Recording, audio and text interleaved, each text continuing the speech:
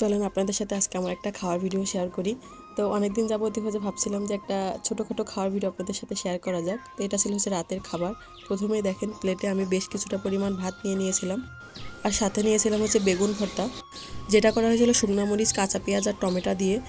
এই বেগুন ভর্তাটা খেতে যে এত পরিমাণে মজা লাগে সেটা আসলে দেখলেই বুঝতে পারবেন আপনারা, যে বেগুন ভর্তাটা আসলে যেমন টেস্টি ছিল তেমন কিন্তু দেখতেও বেশ লোভনীয় ছিল।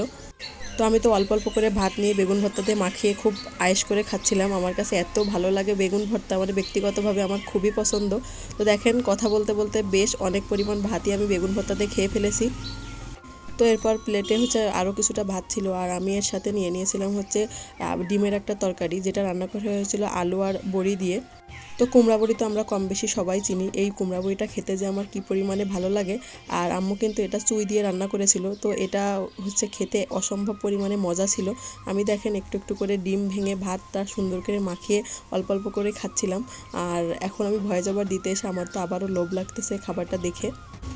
কে কে আমার মতো আছেন বলেন তো, যারা হচ্ছে ডিমের কুসুম দিয়ে ভাত মাখিয়ে খেতে অনেক বেশি পছন্দ করেন। আমার আম্মুর হাতের রান্নার কিন্তু কোনো তুলনাই হয় না। দেখেন আমি কিন্তু ডিমের কুসুম দিয়ে মাখিয়ে ডিম দিয়ে বড়ি দিয়ে সব কিছু মিলাই মিশাই খাচ্ছিলাম, আর এটাই কিন্তু সেই চুই ঝাল।